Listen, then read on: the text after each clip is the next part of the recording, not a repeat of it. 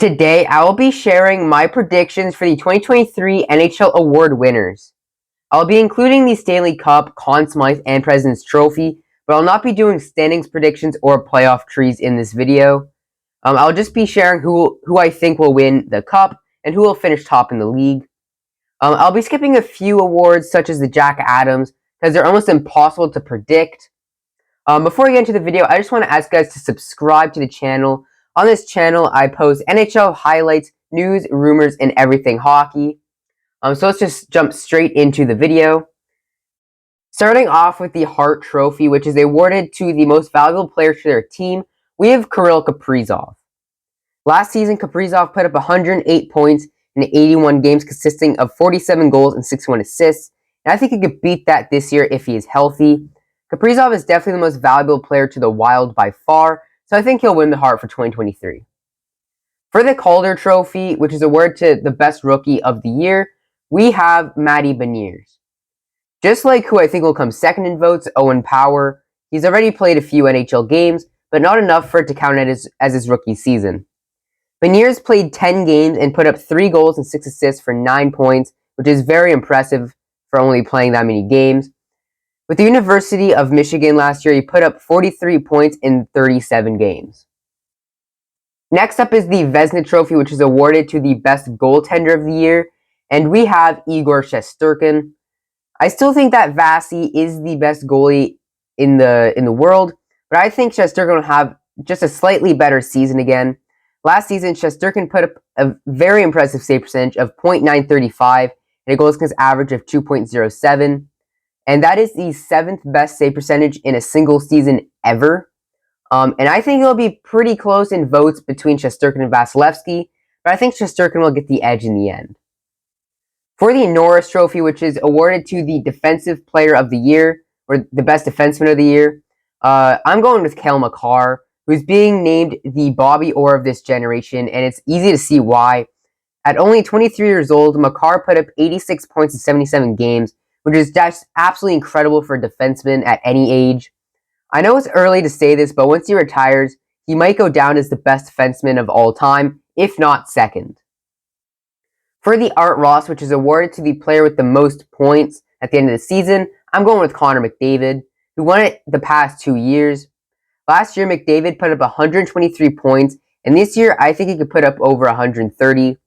His playoff performance was absolutely insane last year. It was probably the best hockey he's ever played, and I think he'll be able to translate that well into the 2023 season.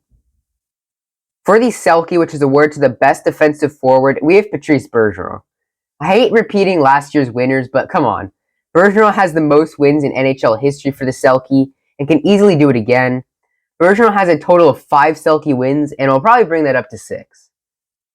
For the Maurice Rocket Rashard Trophy, which is awarded to the player with the most goals, we have Austin Matthews.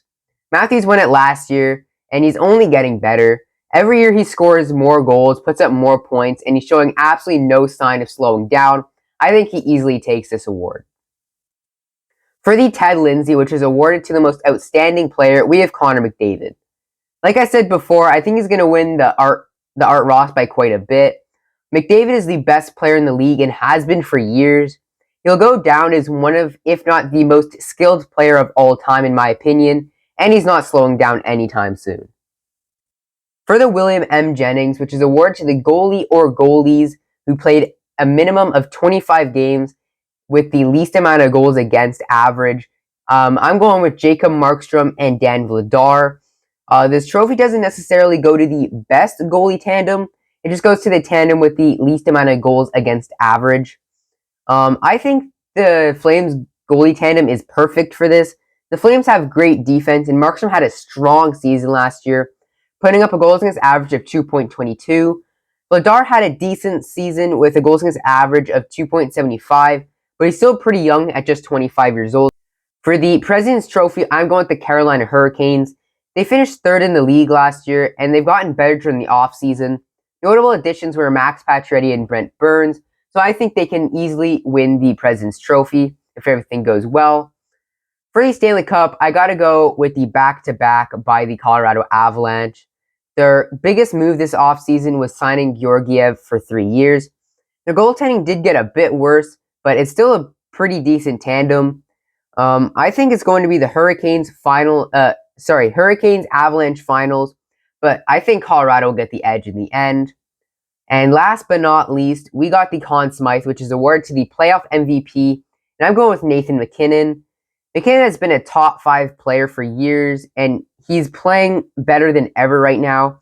If my prediction for the Stanley Cup was right, I think my prediction for the Conn Smythe will also be right.